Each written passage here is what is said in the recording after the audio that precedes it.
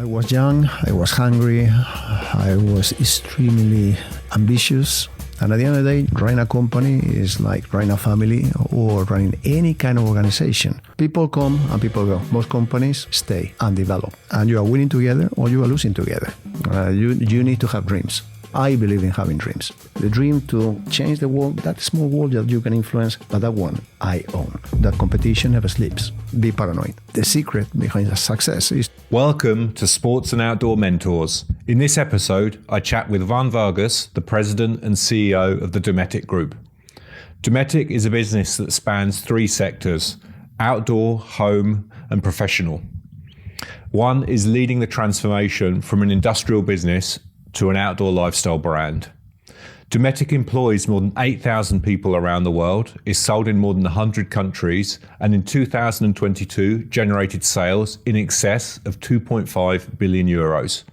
I chat with Juan about the pressures of leading a large publicly traded company, his time before Dometic, and how he's leading the transformation of the brand, plus much, much more. But before we get into the episode, I have one favour to ask. Please hit the subscribe button.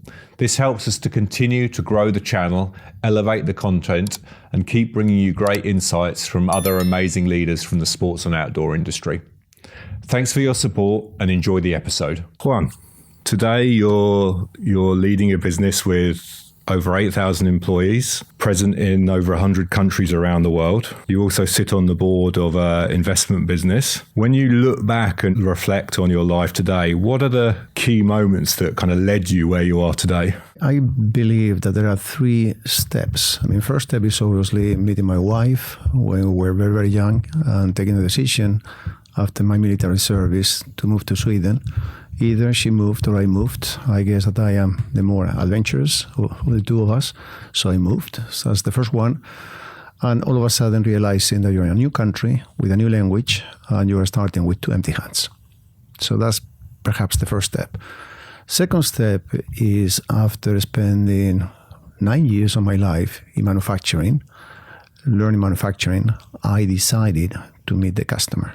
And working for a global leading company at the time, when I was 30, 31, you realize that it's not that easy to just go to the HR department and say, now I want to move into sales. And happily enough, at the same time, I was contacted by another company to take a job for a small sales company back in Spain. So then I moved back, and that was a major change from running bigger factories out of benchmark in a global operation to move to run the subsidiary of another global company, with the difference that this global company was about 1,500 employees worldwide. So all of a sudden, you are the guy.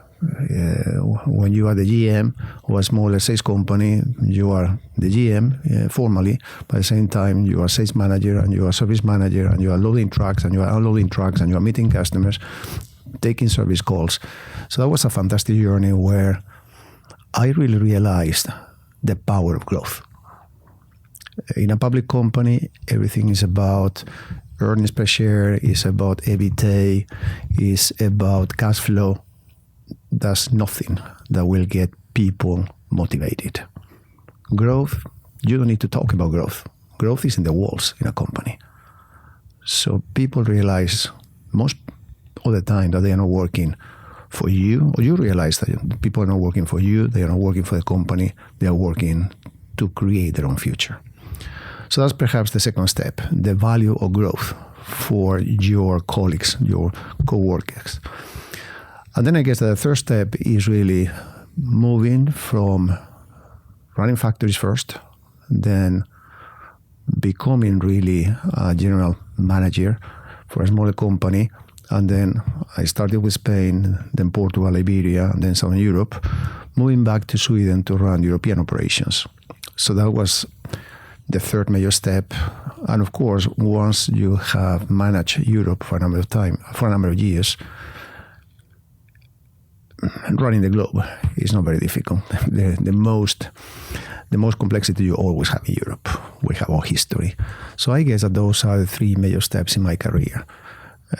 Which implies learning new things, opening your mind, challenging your own former learnings, so to say. Absolutely.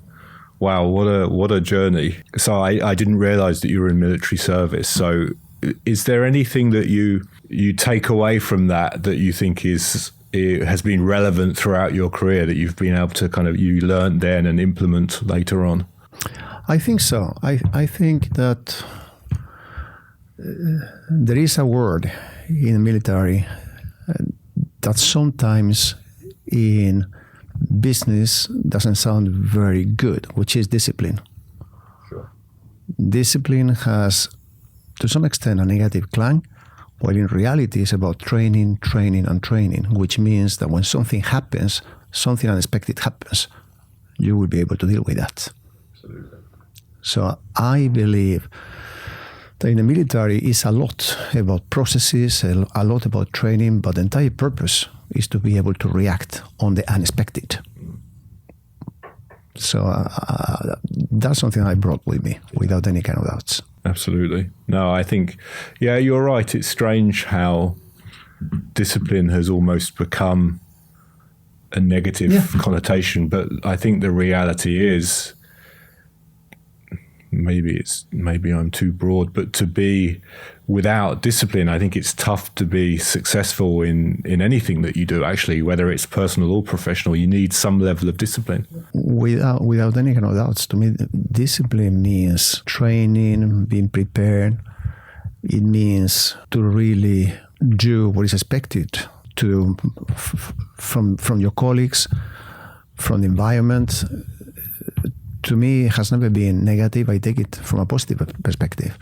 And is discipline of thoughts, is discipline on implementation. Lots of companies do have a strategy. There are many strategists, but it's only the ones that are good at executing that make a real change. So and that demands discipline. And you mentioned there that you took the decision at one point to move from the manufacturing side to the more commercial side.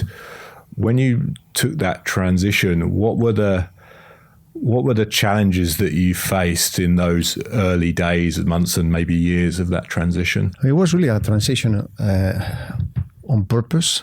It was not about prestige or being the sales side nicer than manufacturing side. It was really the fact that at the time, the 90s, the entire world was moving really from product orientation to customer orientation.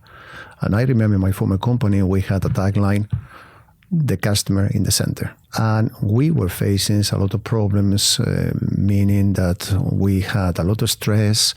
We had to do this and we had to do that, and we needed to run one extra mile, several extra miles for some customer, and then you realized that product was waiting in an inventory, external inventory for months.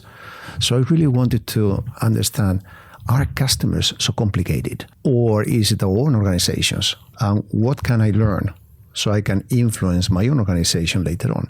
So it was really about learning something new and converting what I was doing for years to even better by understanding the other side. And of course, many years after, I realized that the grass is never greener. When you're into operations, it's always the sales side. When you're in sales, it's always the product side. So it's really, again, coming back to teamwork, building together.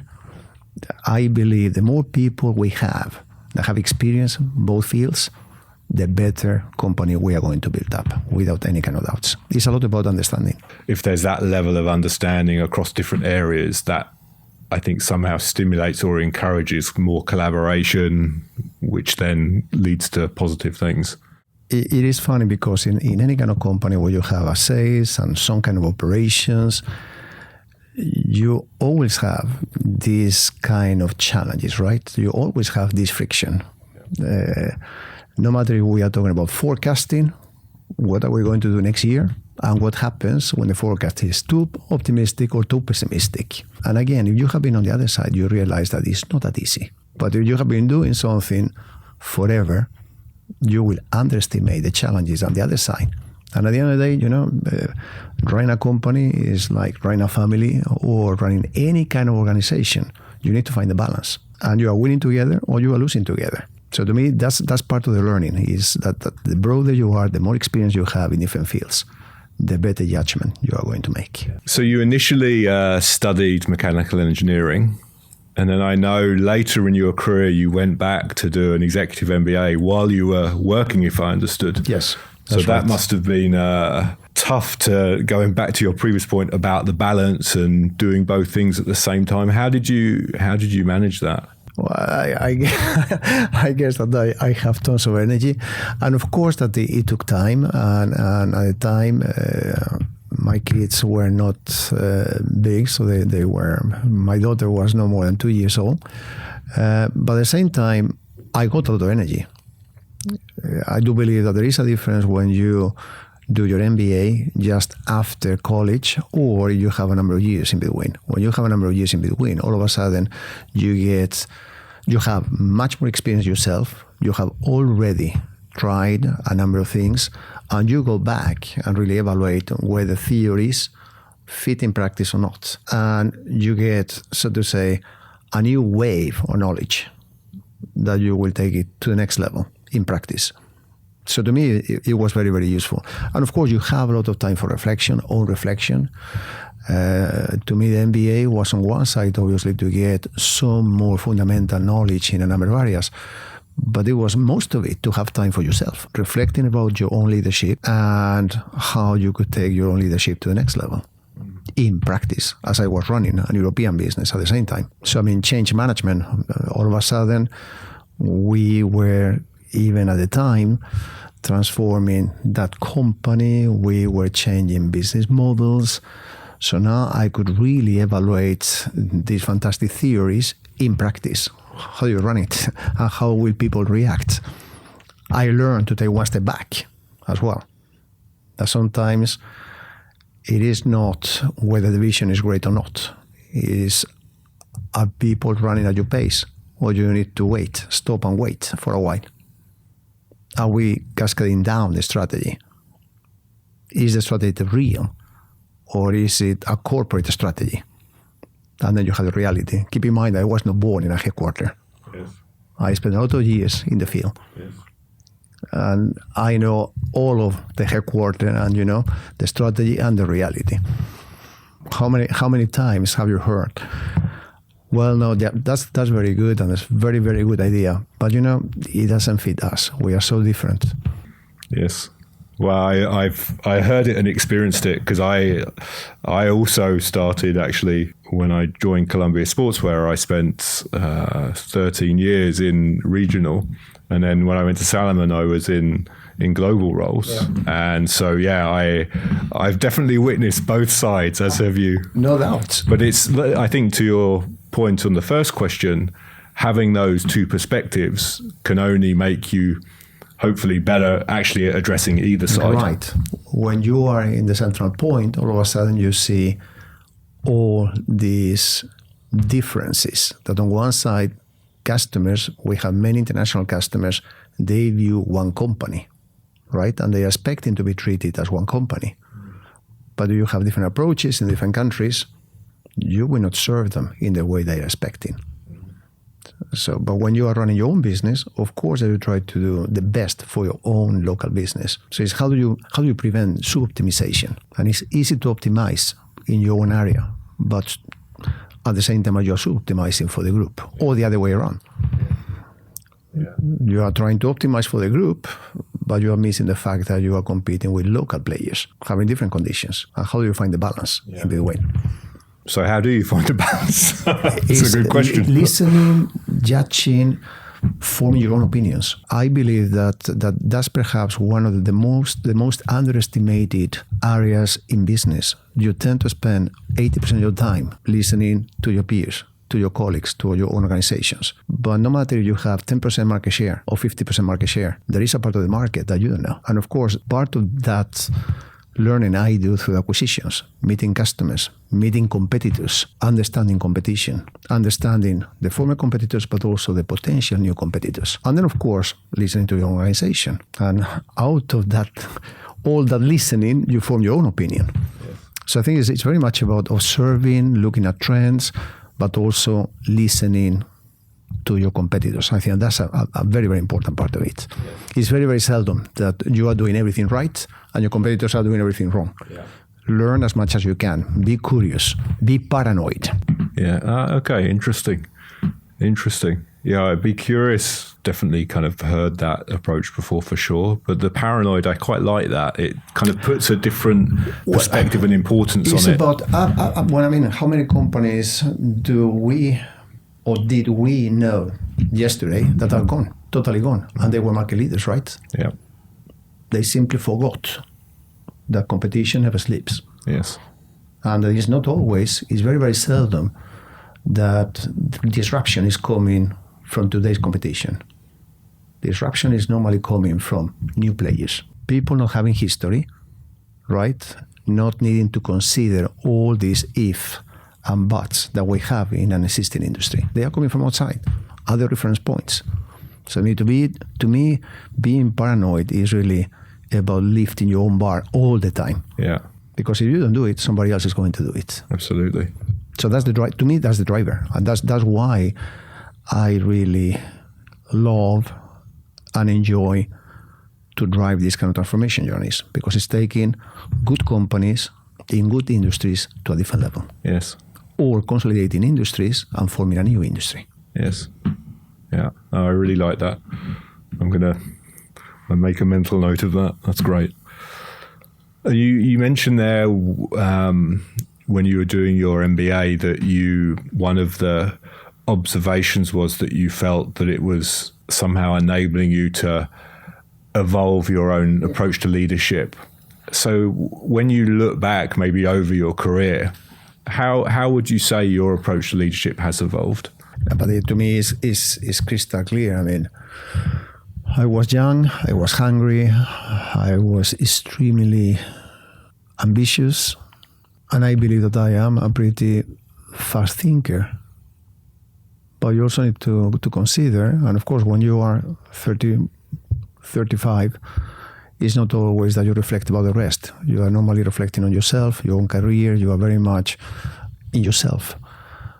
After a while, and I believe that formal assessments with third-party people are very, very, very useful, because they are professionals and they will tell you what they see, not what you want to hear. And I got one of those that made me think. Somebody that told me, Juan, you're fantastic, you are this and that, but how do you make sure that you realize that people are following you, that you are not moving too fast? Because it's not everybody that is thinking as fast as you are doing. How do you get them back? How do you make sure that 50% are not lost in the way? And that made me think. So I believe that that's one factor. Another factor that perhaps I can come back to is really that when you are 35, you want everybody to succeed. And you try once, and you try twice, and you try 3 times. But then after a while, when you made up your mind, then you push the button, right? Today, I do believe that I'm much, much faster in understanding who is going to make the cut and who is not going to make it. But I'm much better at planning. So I think driving change management, driving transformation of companies means a lot of change for a lot of people. And in terms of people, it's not about good people, bad people. It's really people ready to take next step. Sure. And people are happy with their own careers, are happy with what they did, and are not ready to take next step. And then as the leader, you need to be very, very good at giving people chances, but at the same time, without forgetting that your job is to execute a strategy. And that means that you need to take some of these tough decisions. So perhaps those are the 2 areas where I have learned the most. First of all, myself, my own leadership, but also seniority gives you the speed to get to conclusions much faster. You become more realistic, but you are better at planning. At the beginning of your career, you are much slower making your own judgment about somebody. But then once you make up your mind, you push the button. Yes. Which might lead to a new problem. You're solving one problem and creating a new problem. Today, I am much faster in getting to a decision, but I'm much better planning when to execute. That desire or not desire, but your ability to think very quickly and find and see solutions quickly. But as you say, sometimes it's not always easy. You can do it yourself. Yeah, it's impossible. Exactly. So how how do you, because I can also imagine that can be sometimes personally frustrating. So how do you kind of personally manage that? No, but it's impossible. I mean, that's perhaps the difference when you're running a small company and you're an entrepreneur. Again, you are very much one man's band, without disrespect to the rest of the team, but a lot of the things are passing through you, right? When you're running a global business, how much do you know about what is going on worldwide? So it's very much about building up a team and cascading down the strategy. It's very much about putting together a vision, which is compelling enough to get most of people on board. But then you need to have the right individuals as well. Again, if you look at Bjorn Borg, was a fantastic tennis player, right? But he quit at 26 years old. Yeah. Why? He was great, but he was really tired of winning. He needed a new challenge. And I believe that's also valid in business life. Sometimes you have all-time high, once, twice, 3 times, 4 times. For how many times are you going to do it? And it doesn't mean that you cannot do it again in a different business. But in the same business, you get to a point where it becomes a little bit of the autopilot.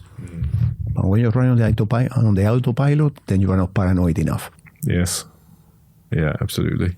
So I think it's very much about building up a team. You need to have a compelling strategy, vision. You need to have a dream that you can communicate in a good way. But then it's very much about execution. And you cannot execute yourself. In the same way as you cannot build up the strategy yourself, you need to get people to be part of the strategy, part of the dream. You also need to have the people to become your own ambassadors. Again, this is not Juan. This is Dometic. This is the team. How do we make it happen? It's a lot about team building and sharing the dream. And making it in reality. Dreams are just dreams. When you look back on your career journey to date, what are your reflections on it? You said yourself you're a fast thinker when you were younger, ambitious. How do you feel about your career path when you look back now? I feel fortunate, I have to say. Starting by spending my years in manufacturing, then sales organizations, then becoming the CEO. I have always been working for global leading companies, from the first company, SKF, to Bisam, to Assa Abloy, and Dometic, has always been the number one. So of course that has been an environment where I could always learn from people being smarter than I was. And I also believe that it's not just about the company choosing you. It's about you choosing the right company, but also the right boss. I believe in decentralization. I have a big motor inside. And what I appreciate is when you have somebody which is placing that question that you have not been close to. When you get the wow feeling, how comes that I didn't think about that? That's what you learn. You don't learn by somebody telling you, you have to do this, you have to do that. But that kind of curiosity, open-mindedness is not managing, it's leading, it's coaching. Manager, you become. Somebody appoints you to manager. Leadership is something that you have with you, right? And I guess that I have been fortunate to have managers that were very good leaders. And that's what I believe that I have learned from. So, I feel good. It's not that often in most people's careers that they have always been working for the global market leader in the different areas. Yeah.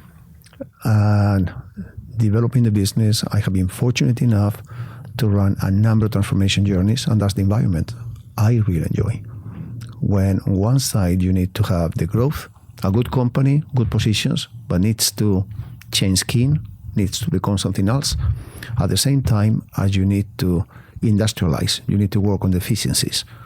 So on one side you have the growth in a different way, but you also can finance the growth by becoming a better company, a more efficient company. And I guess that's where my manufacturing background comes in, when we were counting seconds and not hours or days or years. Yeah. So that combination to me has always been very, very powerful. You've mentioned in the last two answers, you talked a lot about people and the importance of having people. So do you have is there something when you're hiring leaders into your business that is like something that's like a non-negotiable for you, where you're like, okay, when I'm hiring, whatever the type of role is, somebody has to be like this? Yes and no. I mean, you want to have a combination of different qualities or skills. If I'm thinking about the way I want Dometic to run, of course that we are becoming sizable, but at the same time we are getting ourselves into the unknown.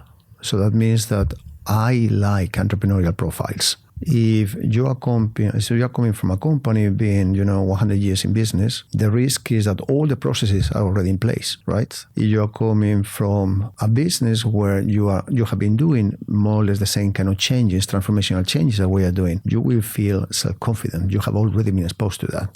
So entrepreneurship is important. We are not entrepreneurs, but we can be entrepreneurial. Fast moving, 80% is more than enough to take a decision. And again, SKF was a fantastic company. But one of the reasons for me to be appealed to do something else was the fact that I was the generation number 25 of managers running more or less the same business, more or less in the same way. Of course, different machines, but again, I didn't feel like I could transform the business. While in all my other jobs, the companies had a lot of history, but I felt that I could do a difference, so to say. So entrepreneurial, speed, diversity, I think is extremely important. I mean, the fact that you have people that have been living in different countries means that they need to be open-minded. They are learning all the time. Or female, males. I always believed in having diversity around me. It brings a new touch to any kind of discussion. And it is clear, males and females are different. That's the fact. Sometimes you can be in a discussion for 2 hours and then you get the same question I mentioned before about a leader. But what about? And then you think, okay, now I understand why they are better at multitasking than we are, males. We use one part of the brain when they are using 4 parts of the brain at the same time, which is a fantastic compliment. Absolutely. On one side, you want to have people understanding the basics of a strategy. But at the same time, you want to have doers. The same, I don't believe that Dometic is the right place for somebody who was born in a headquarters and have always been working at a headquarters. Because the question is, how do you get people out in the organization, engaged and motivated, if you don't know how you feel when you are on the other side? Mm-hmm. How do you cascade messages? How do you make it happen? Yeah. If you give the same, if you're going to communicate a strategy, it's very difficult to motivate people in a factory, motivate people in certain organizations, if you are going to give them a book, 200 pages of a strategy. But on the contrary, if they are part of that process, that's a different story. But that means that you need to have that kind of experience as well. So without any kind of doubt, there are a combination of different skills that I'm looking for. Yeah. Then sometimes when you are hiring, it's always a compromise. And you have this long wishing list, and you end up always compromising. I know very well. Right? I have this discussion with my clients a lot. I can imagine. The wish list. Oh, yes. And then the reality. Yes. That's always the case. But I think the other one, perhaps I forgot to mention, that is another parameter, because we are talking about entrepreneurship, and then you can think about the smaller companies. But one of the challenges that you have with smaller companies is that they are lacking the complexity we have. All of a sudden, you are global, right? You have different segments, you are decentralized, and you believe in decentralization, which means that you have been running a very, very successful company with 200 employees in one country. All of a sudden, you realize that, just a second, we have 5 different presidents, we have strong functional managers, and we are going to take a decision. And we are in different time zones, from New Zealand to Vancouver. That's another parameter to consider, complexity. Mm. How do you, again, on one side you want to have doers. At the same time, you want to have people that have been exposed to that kind of complexity. And I can give you, I believe, a very, very good sample. So a couple of years ago, I was looking for an e-commerce leader, right? And then I interviewed a number of people coming from very, very good e-commerce companies, right? People that took a company from 0 to 20 million euros or dollars, fantastic job. But how do you get such a person running with 20 people on the same spot to communicate with 5 different segments, having their own opinions on how to run? So that's where complexity comes in. On the other side, I also interviewed a number of people coming from major, very well-known companies in consumer business. But the reason for wanting to leave is that they had a strategy but could not implement, because the companies they were working for were more afraid of the history, today's customers. They saw more the threat than the opportunities. So they got into these internal conflicts. So again, there you have 2 sides. And I guess that the secret behind success is to find a combination of both. You need to be entrepreneurial as the small doer, rolling up the sleeves. But at the same time, you need to deal with the complexity. It is a reality. Sure. It's easier to take decisions in a 200 people company than in an 8,000 people company. It's not easy to find that balance. It's really not easy. No, very, very true. And that leads to the next challenge, which is wrong hires. Yes. There is always a risk. For sure. And I think, I'm sure that you have the same experience, right? Yes. Fantastic people in one environment. We don't do it in a different environment. Yeah. And it has nothing to do with good or bad. Do they fit the organization, the culture, the needs of the company here and now? There's let's say, the visible impact of a bad hire, but there's also a large financial invisible impact in terms of time and resources and training and credibility. It's not easy for sure. It's not easy. When you think about your role as president and CEO, obviously you're dealing with a breadth of different topics. But is there one area, one topic where you feel, okay, this is the most important thing? If everything else falls away for whatever reason, this is the thing that I have to get done, I have to focus on? But to me, it's the execution of the strategy. I mean, if you have what you believe is the right strategy for the company, has been sanctioned by the board, has been interpreted right by the capital market, it's very much about getting it done. And that's why, even if you are part of the capital markets, if I think about my time, I guess that 90% of my time goes to run Dometic internally. It's very much about meeting customers, meeting your own organization, it's implementing the strategy, it's change management all the time. That's the most important job. If we do a good job, you will see that in the share price. If not, talking to investors every single day will not give you anything on the share price if the company is not performing. Yes. Or if there is a disconnect between the performance and the strategy. A lot of investors are buying in because they believe in the strategy. Sure. Long-term investors. Yeah. Right? So the fact that you're performing, but at the same time you are not implementing a strategy, you don't have the KPIs showing to the market that you are really making it happen, will not be appreciated either. Yeah. So to me, it's very much about execution. Strategy, you do it the first year and then you are done. You can tick the box. The rest is make it happen. Interesting. And you mentioned there, you spoke about the importance of still interacting with clients, with customers. Without any kind of doubts. Okay, so that's something that you I'm sure you don't allocate a certain amount of time, but it's something that is very clear for you in your own mind, that even in your role. Absolutely. You have to. As I said, no matter if you have 10% market share or you have 50% market share, even when you have 50% market share, there are 50% of the market that you are not reaching. Yeah. How do you know why if you're not meeting them? Yeah, absolutely. So growth to me is about protecting your customers while adding other people's customers. If you are just protecting, there is no growth unless those customers are growing as well. Yes. So you need to really deal with both sides. So you talked about the most important thing you have to do. What's the most difficult thing that you have to do? Maybe it's the same thing, but the most difficult. I wouldn't say the most difficult. I think. Like in any kind of areas of life, you have things that you like more and things that you like less, but they are also important parts of the job. Of course that we have our reviews, And I cannot simply sit here and state that those are the most enjoyable days that I have every single month, right? When it's about follow up. But it's an important part of your job. That means that normally I'm spending a couple of days, I would say, up to 1 week on the follow-up every month. But that also gives me the time, the rest of the month, to be out there, to travel quite a lot and to spend my time meeting customers or meeting investors or meeting my own organization.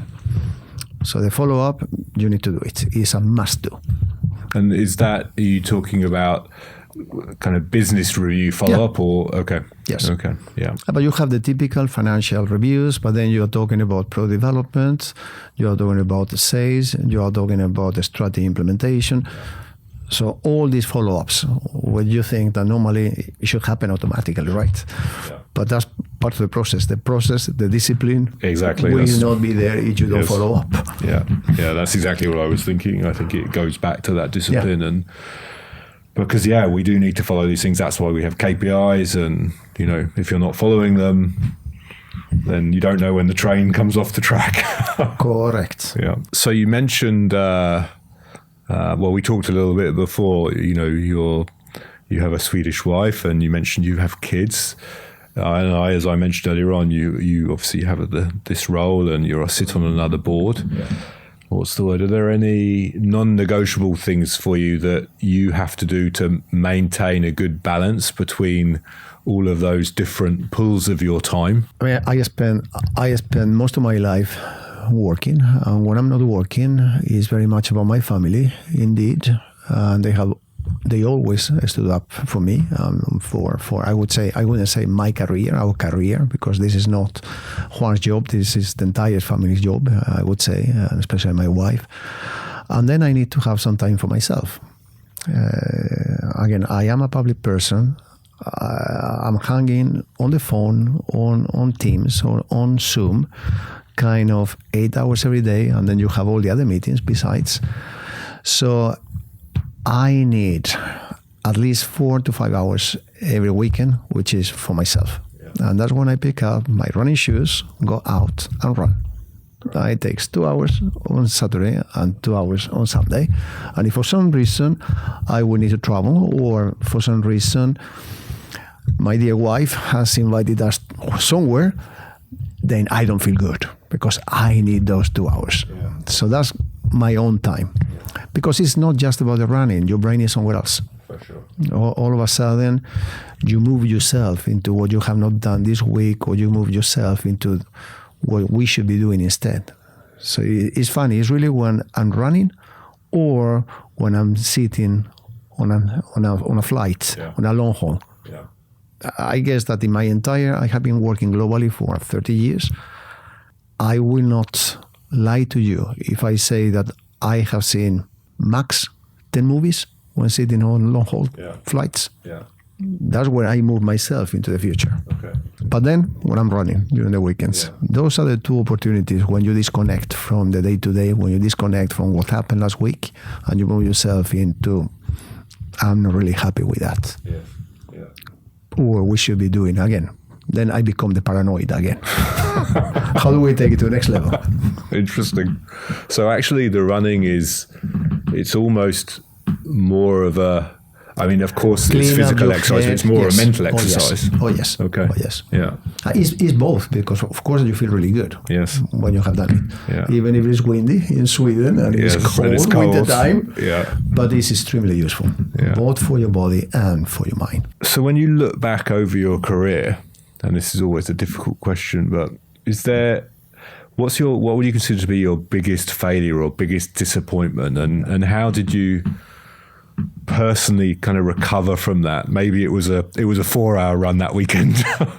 No, it was not. I do believe that one of the most frustrating was really my first 2 acquisitions. Unfortunately, it didn't go very, very well.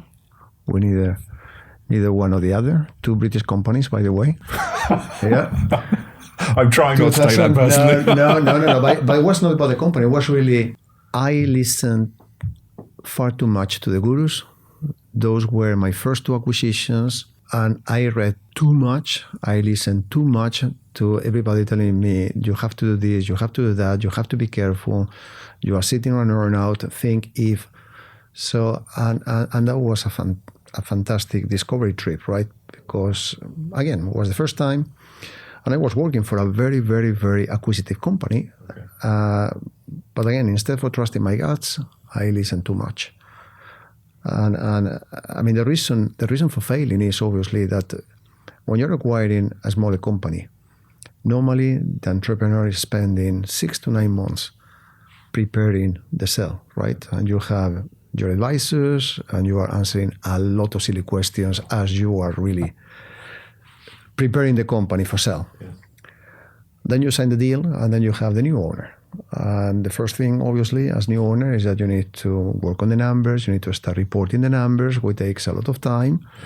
Then you have, obviously, your own team, very, very much keen on learning about the new businesses. And of course, in a small company, everything is going to go through number 1, number 2, right? So you have exactly the same people that were very much involved during the 6 to 9 months pre-acquisition, answering even more silly questions coming post-acquisitions. Yes. And then after 6 months, you start asking, but what is going on with the order intake? Sales is coming down. And then your counterpart becomes a little bit nervous, and you see that the order intake keeps coming down, and you say, but come on, we need to do something. And in these cases, the entrepreneur told me, you know what, Juan, you run the company. I'm leaving. So integration is something else. Integration, you need, and that's, I have completed 75 acquisitions. Wow. The first 2 went wrong, 73 went pretty good. Great.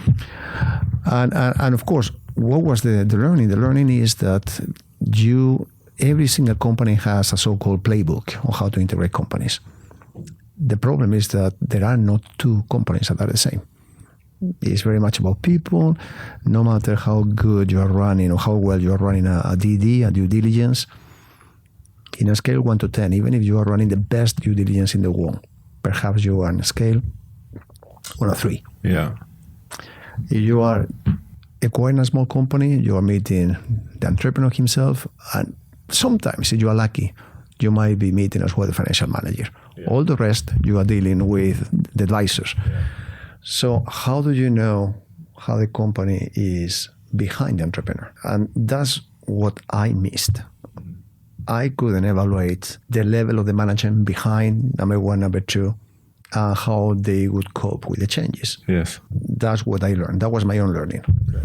Don't let all these super duper advisors, you need to do it as if it was your company. How would you treat one of your teams in a different country? Yeah. I think that was the most important. So again, fantastic learning. I had a fantastic boss that told me, Juan, these were pretty expensive monies to learn, but hopefully you learn, and I learned big time. Yeah, sure. So the rest became pretty good. Yes. Yeah. Well, that's I guess a tough lesson, but a good lesson though. On the other hand. To me, as you just said, of course, I was devastated. I was devastated because we tried to fix the company for a couple of years, but we couldn't. And I believe that when you have somebody telling you, Juan, of course, that we should have treated it in a different way, you did your best, and make sure that you learn. And I believe it's very much about that. If you don't dare to make mistakes as an acquisitive company, you will never acquire any company. Business is about taking risk, calculated risk. Another time, my boss taught me that he took a calculated risk when signing a deal that I prepared, right? Yeah. So, again, I guess that's the first one. The second one is coming back to hiring the right people. Of course, that you go back to your career and important positions where you failed. Even you did everything.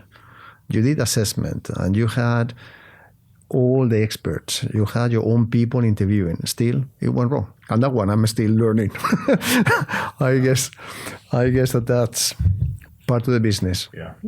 And again, we are running assessment for every single top person that we are taking. Any person sitting in our management teams are going through the assessment process. Still, things happen. Yeah, for sure. So the only thing you can do is to mitigate the risk. Yeah. Look And the individual as such, the skills, but also the culture the individuals are coming from. Does that fit where we are coming from and what we want to achieve?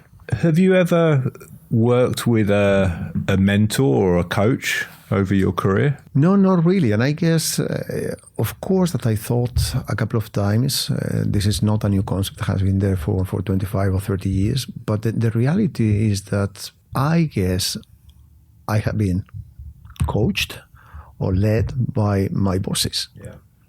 So I never felt, and again, what I appreciate, to me, coaching, mentoring is very much about raising the right questions, getting your counterpart to think and to reflect about his own leadership. So I guess that's what I'm coming from. I think it's extremely important to choose your boss.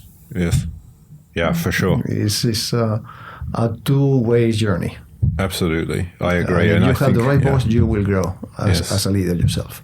For sure. I fully agree. And I think it's something that many people don't give enough consideration, or even any consideration in some cases. And I think it can really make or break a successful part of somebody's career. And that's, I guess, where I feel fortunate because, as I mentioned previously, I have been fortunate on one side to be picked up by 4 global leaders in my life. Yeah. At the same time, I did my job and also chose to join 4 good bosses that I could learn from. Yeah. So that's what we had a match, so to say. Yeah. They were looking for somebody that could make a difference, but I was looking for also somebody that could help me to grow in my own career, in my own leadership. Dometic's roots can be traced back, I think, almost 100 years, or I think it is 100 years. And obviously, its background was very much in manufacturing. And yeah, it has a real kind of rich heritage and obviously a strong connection to the Electrolux brand back in the day. But then in the last 20 years, there's been this focus to really transform the brand into more of a lifestyle, outdoor lifestyle brand almost, or consumer lifestyle brand. And I think any kind of transformation is challenging. Transformation, a business that has roots that are 100 years old, is probably even more challenging. Indeed. And even, I would say, even more so, a company that has been rooted more in manufacturing, to put more of a consumer and a lifestyle emphasis on it is a tough transformation. So I guess my question is twofold. Firstly, why? And I think probably the decision maybe was taken before you joined, but I'm sure you have that background. So what was the decision making behind taking that journey?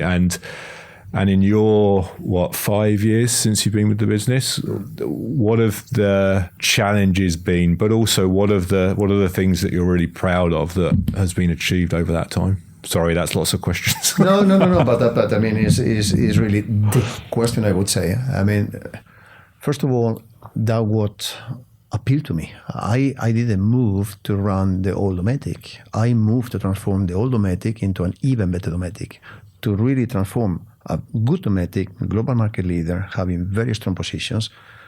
But the fact that you have such strong positions leads you to the question, what is next? Again, I need to go back to the beginning. When I was running my small company down in Spain, I believe in having big targets. I think it's very difficult to get people motivated if you are going to tell them, we are going to grow 2.5% year on year. Yeah. But if you have 40% market share globally, and the market is growing 2.5%, 3%, 4%, it's impossible to say, we have a dream, we are going to double. Yes. So that was really the reason. So the story, the board knew that we had a fantastic market position. But the question is, what is next? And that's where I'm coming in. At the same time, I could also see when looking at the annual report 2016 that we had collected a lot of complexity during many years. You know, in a company being 100 years, you get a lot of different products, you have a lot of different factories, you have a lot of complexity. So now, on one side, I had the need of finding new territories, new areas to grow. At the same time as I could finance part of the growth by becoming much more efficient as a company. And again, this is what I have been doing before in different industries. That was extremely appealing. So how do you do it? You start with a strategy, right? So when I joined the company, people told me, yeah, but we are into the RV industry. But we are not an RV supplier. We are not manufacturing cars or vehicles. So you need to force yourself to go back and say, what are we really good at? What are our core competencies? And we found out that this company was a technology company from the beginning. We started with cooling technology. We invented one of the cooling technologies. We are good at cooking. We have been doing cooking for many, many years. We are good at electronics. We are good at mobility. So we have been part of the auto industry for many, many years from a mobility perspective. And then we are pretty good at dealing with the small spaces, space utilization. So the question was more, okay, but if we want to grow, is it about putting more content per vehicle, or is it about taking your core competencies and moving to different verticals? And to me, it was very, very easy. If I look at most successful companies, it's not about becoming a wholesaler, putting a lot of different products to go to the same customer. It's really focusing on your core competencies and starting to think, where can you use that competence somewhere else? So that was one. So that was step number one. Step number two is trends. Which kind of global trends could influence benefits or hurt us moving forward? First global trend, leisure expenditure. The market, looking at the business from 2011-12 up to 2016-17, 7% organic growth year on year, when a normal GDP is 2.5, right? Yeah. Fantastic market conditions. People want to spend more time in nature. Second trend, sustainability. Sustainability is driving electrification. We are coming from manufacturing products that will be installed by somebody into some kind of vehicle, right? But electrification is going to change the way people take themselves out to nature. And you could see the trends. You could see RVs becoming smaller. But the paradox was really that cars were becoming bigger. Yeah. So now you start thinking, okay, but just a second. If cars are becoming bigger and the SUV market is already today 40% of the entire car manufacturing around the world, and the installed park is 350 million vehicles, that means that I have 350 million owners as an average 4 people in every car. So that's 1.2 billion. That could be my target for my products. But then I need to move from installed products to portable products. Yeah. And we already had a couple of portable products. So consumer business, retail was not totally new to us, but it was there in a corner. But now I had a trend that could influence big time. And we had the competencies, if we go back to our core competencies. So then you realize that, wow, here we have something that nobody is occupying. That's a totally open space waiting for somebody. So then you get into a totally different business. Problem being, obviously, that for decades we have been doing B2B. If I'm going to develop a consumer journey with you, I need to think a different way. And then first you get into, okay, but do we have the competence? Well, we have some competence, but we are consumer driven to 7-8%. If I go back 5 years, then you start thinking, okay, but how do we add competence? Because it's going to take forever if we are going to change the mix. That's where acquisitions play a very, very important role. That explains a lot of the 12 acquisitions that we have done in the last years. You are not buying a product. You are buying a brand, an existing brand, in the consumer's mind. You are acquiring 3,000 people coming from a consumer business. And all of a sudden, the company becomes something else. Yes. All of a sudden, it's not just B2B or B2C. You get an understanding for B2B and B2C. Then you have the old Dometic. When we were looking for people in the past, we were looking for people coming from automotive. Yeah. When we are looking for people today, of course, we still have people coming from automotive, but we are looking much more for people coming from the outdoor industry or the consumer industry. So the how is very much a combination of organic growth and acquisitive growth. The why is crystal clear. If we are going to double the size of the company, that, by the way, we did during the last 5 years, is very much about moving into new territories. And coming back to what I said, it's not that we are just moving that. At the same time, we need to protect our position in the existing markets. So to me, growth is, again, you need to cover, you need to protect your existing position at the same time as you are moving yourself into something else. And that's where acquisitions is bringing a lot of competence. So results, I feel proud, obviously, of what we achieved as an organization. Doubling the size of the company during the last 5 years, that are the most difficult 5 years in my entire career. Of course, that you can go back to the financial crisis, Lehman Brothers, but everybody knew that was coming, right? You have 2 years to prepare yourself. But how do you prepare yourself for a pandemic? And then the post-pandemic, an unbelievable demand on the market, delivery problems, components, electronics. At the same time as inflation kicks in, everybody builds inventories, your customers, and all of a sudden you have the deliveries, but you don't have the customers. So when looking back at the last 5 years, it has been the heck of a ride. And if I look at what we are turning today, if I look at the EBITDA today, I believe that we can feel very, very proud. 5 years ago, when you read about Dometic, normally in the press or in the financial papers, Dometic was described as a fridge manufacturer or as a supplier to the RV industry. Today, 95 times out of 100, it says the outdoor company. Yes. So somewhere we have managed to move perception. For sure. Then, of course, we're in the early days. So that what makes me really confident is that we are starting to get traction, even if we have just started.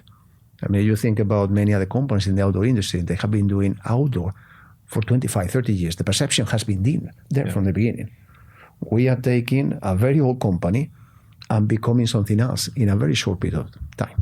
So I think that to state that I'm happy, I'm paranoid, so I will never be happy. But I cannot deny that I look back from time to time, I say, we are doing a pretty good job, despite the stormy times that we have gone through. That's really interesting about the acquisitions I had. You actually already answered one of my questions, because I noticed that I think since you joined, there's been around 11 acquisitions, but now it's 12. I was totally active from the beginning when we acquired Sister as well. Okay. So I took the job in July 2017, but I started in January 2018. Okay. So the 6 months, that's what we did, the acquisition of Sister. Okay, interesting. No, but it's the way you describe it, and obviously you're buying a brand, but also, as you said, those competencies that you didn't have. Big time. And the difference, perhaps one of the main differences, is that as a strategy, I mean, we are a global company. To me, the only reason for making these acquisitions is to build up global businesses. Yeah. I'm not interested in buying a company doing something in one country or in a continent or something. We need to get the scale. Yes. So some of these acquisitions that we made, you can take the Igloo acquisition or the Sister acquisition. Those were transformational acquisitions. Yes. All the rest are bolt-on acquisitions. Okay. It's about complementing something that we already have and becoming global, getting a global scale. So I can assure you there is no opportunistic acquisition, at least not during my time. You talked earlier on about risk and the need to take risk to be successful in business. But if you knew you weren't going to fail, what would you do? But you need to have respect. That's perhaps one of the preconditions that you need to be aware of when you are running a public company. This is not your money. You are working on behalf. So of course that you need to have risk management. And then part of that risk management is to see opportunities against the risk. So to me there is no one without the other. It is always evaluating how much more risk can you take. I mean, to be very, very specific, just now we are in a situation, as many other companies, where we have inventories, where we have, after all these acquisitions, leverage has been a little bit higher. So of course that it would be very, very difficult to meet investors and to say, by the way, I'm going to acquire another 5 companies in the coming 6 months.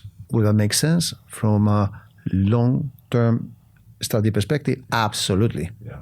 Okay. But it would be madness Yes. from a short-term perspective. Sure. When you know the expectations is that just now the market needs to come back, Yes. right? So to me, again, you cannot ask me what will you do if, because there is an if. Well, you've answered the question. Yes. No. There will always be an if. For sure. No, but that's clear. And that, I definitely fully understand the let's say the opportunities, but also the limitations and challenges in running a public company. That's I'm coming back to the dream. You need to be a realistic dreamer. Yes. Yeah. Yeah. I'm not a dreamer. Yeah. I am a doer. Feet on the ground. Correct. That's, the world is filled of visionary people never achieved anything. Yeah, for sure. Right, it's easy to, very true. It's easy to have ideas. Yeah, very true. It's how you get the rest of the world to understand that as well. Absolutely. So talking about having your feet on the ground, you already spoke about running. Are you, and we're surrounded by beautiful lifestyle imagery. Are you somebody that enjoys personally spending time in the outdoors? I would say that I did much more before than I am today, but this timing is not the fact that I like it or not. I love it. I mean, I grew up, my dad was crazy about climbing, mountains, fishing, skiing. So my granddad, so my dad was also educated in that environment. So it's something that I have with me. But of course, time is tough. Time is tough. So that's why I need my 2 hours plus 2 hours. Yes. This is clear. So I ask everybody what their favorite piece of sports and outdoor gear is. I guess for you, it's going to be your running shoes, maybe. Yes. It is. Without them, you can forget the rest. Absolutely. And the great thing about running is even when you are traveling, it's the easiest thing to do wherever you are in the world. But this is also, as you just said, it's easy. It takes 2 hours. You don't need to plan. You just do it, right? And again, it's not just your body, but also your mind. You clean up your mind. To me, is weekend. There is no weekend if I have no opportunity. Is part, going back to discipline. We were talking about discipline.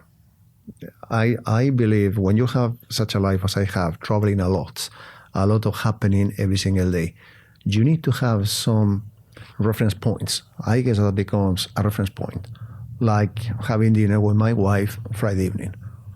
If for some reason we are invited somewhere, I get devastated because Friday evening, that's our time. To some extent, that's when the weekend starts.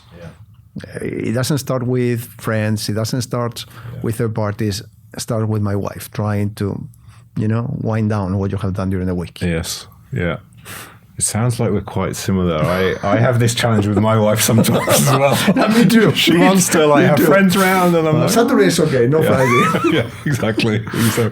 What book would you recommend to somebody that is interested in being a leader within the sports and outdoor industry? Is there one that sticks out to you? I don't know if it is outdoor or not. I mean, we are talking a lot about leadership, and of course, the one of the very well-known books that was written kind of 25 years ago is From Good to Great, right, with Jim Collins. I guess, coming back to myself, I have been fortunate to work in different industries. And what you learn is that the toolbox that you are building up works in most industries. Because at the end of the day is strategy, but strategy is pretty similar in any kind of company. Any single company wants to grow. Any single company wants to be innovative, or any single company will need to work on the cost, right? So that's, to me, overestimating. To me, it's much more about leadership. It's much more about people. It's about getting motivation. Again, it's about building a dream. It's easy to get your management team to get 7 or 10 people on the table to say, yes. But how do you get all those thousands of people that you never meet? Where again, I guess that when you have these kind of jobs, you are trained all the time to communicate, right? To read people and to get them with you. But you cannot do that at a distance. There you need to really cascade it down. So again, I think that to me, it's not about the strategy, it's about execution. And execution is about people. You will not do it yourself. Absolutely. No, but that's a great book. It's teamwork. Yeah. Yeah. No, but The Good to Great it's a great book. Well, it starts with choosing the right people on the train, right? On the bus. Yeah, exactly. Not good people or bad people, the right people for this phase here and now. So what's the best piece of advice somebody's ever given you? I guess I'm coming back to that assessment when I was kind of 34, 35, telling me, Juan, stay from time to time and think whether you have the rest with you or you are moving too fast mentally. Yeah, that's a good one. Get people on board. Yeah. It is so easy, again, that you see the path, that you see the light, and you want to move. The question is, how do you get people to move? And if they don't move, they will not be able to cascade again. So to me, that's again, is how do you find the balance in the organization? You cannot get the organization to become complacent, relaxed. But at the same time, you need to find the right moments to move the target again and again and again. So it's how do you get somebody paranoid like me to be patient enough to realize that you need to have the rest with you. Yeah. That if you are running your own company with another 5 employees or 20 employees around you, you will fly. Again, if I compare my world running Visa Iberica and my world today, is two different universes. And again, I could get, you were entering the door every single day and you knew who needed to have 2 extra seconds, 1 minute. How do you do it in this environment? If you look at my management team, I have Eric sitting in Vancouver. I have Oliver sitting in Chicago. I have Josh sitting in Katy, Texas. I have Charlene sitting in Hong Kong. I see people around the world. We are meeting, we are talking a couple of times a month. We have a management team meeting a month, 4 hours, because of time zones. So everything is about execution, and everything having to do with execution has to do with people. So that's the most important job. Yeah. So stay up, think about where are they? You know where you are, but do you know where they are? So you're talking about those people. So if today was your last day, what message would you give your team? I think it's very clear. On one side, the first one is the show goes on. And the second will be paranoid. Great. People come and people go. Most companies stay and develop. The target with any good manager, in my opinion, is to take the company to the next level. So it has to move on. And don't take into consideration what I did. Now it is you. Now you need to form your own team. But the second advice would be lift the bar again. Great. You will not get the best people if you don't lift the bar. You need to have dreams. I believe in having dreams. Yeah. Again, the dream to change the world, that small world that you can influence, but that one I own. And I would like somebody else to own after me again. And like you said, aim high. Just make sure that dream is a big dream. Yeah. Yeah. So it's motivating. It becomes your dream. It's not my dream anymore. I formed this dream together with a team of people. The day Juan is gone, the dream has to, again, be engineered to some extent. Otherwise, people will live on Juan's dream, and that's not right. Yeah. It's a new dream. Yeah. Another nice dream, but it's a new dream, and it has to be communicated, in my opinion. Again, strategy is a different story. Strategy is very, very seldom that you make any. That's a question sometimes you get, but what about, to me, strategy is direction. You don't change the direction of the company every second year. To me, strategy is like a highway, right? It's one direction, and everybody's expected to join that. But of course, that you are joining depending on where you are today. It's not if you have a small business and you have a big business. It's not if you are in one segment of the market or another segment of the market. But that doesn't make the strategy different. It's simply how and when do we. So that's why, to me, a strategy is to some extent the frame for people to find themselves. If you start changing every second year, people will get totally confused. You can apply different tools. That's a different story. That, okay, now we have been using this, now we are going to work even harder with lean. We need to get new competence about lean. That's not a strategy. That's to me a tool. Yeah. The strategy is still the same. So last question. So this podcast is really designed to help people in the sports and outdoor industry on their career path to learn from people like yourselves' experiences. So is there anything that we should have talked about, or I should have asked you that I didn't? Anything that any last message that you would want to share? I think the outdoor industry is a fantastic industry to be in. I mean, you see the underlying growth that we have been seeing during the last 10 years. Again, forget the pandemic. That's a different story. But pre-pandemic, and even if you look at 2022, 23, camping grounds were fully booked, right? So there is something out there. I believe that the more urban we become, the higher desire we are going to have to spend time in nature. I believe that electrification will also change the way we're spending time in nature. I believe that one of the paradoxes nowadays is, on one side, we want to spend more time in nature, at the same time as we still want to have a decent level of convenience when we are in the outdoors. So that's a fantastic combination, opening tons of opportunities. So I think this is the right spot to be in. And of course, technology will make it happen. So I think that's perhaps the other one that we need to consider every single day, is sustainability, and how will sustainability drive electrification, technology, devices, because what is not going to change is our desire to be out. Is how do we spend our time? Right. So believe in yourselves, go for it, have dreams, and be a little bit paranoid. Absolutely. Perfect. Well, thank you very much, Juan. It's been a really great chatting to you, and I've been admiring the brand and watched the brand grow and develop over the last few years, and it's amazing to see the transformation that's already happened. But listening to you today, I'm also excited to see what's coming next. I'm sure there's some great stuff coming. So thank you very much. Thank you so much. Thank you for your interest in Dometic.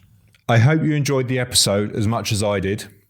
We love to read your feedback, so please leave your thoughts in the comments below. Thanks again for your support. See you soon, and don't forget to subscribe.